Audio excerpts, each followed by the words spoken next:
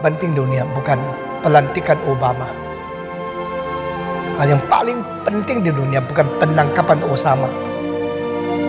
Hal yang paling penting bukan pilihan presiden. Yang paling penting di dunia melaksanakan kehendak Allah di dalam sejarah untuk tujuan yang ditetapkan di dalam kekekalan. Tuhan begitu mencintai nama Dia sendiri. Tuhan begitu mengasihi nama Dia sendiri. Tuhan tidak mau nama Dia dicemar di hadapan orang kafir. Maka Dia bekerja sesuatu membangunkan kita.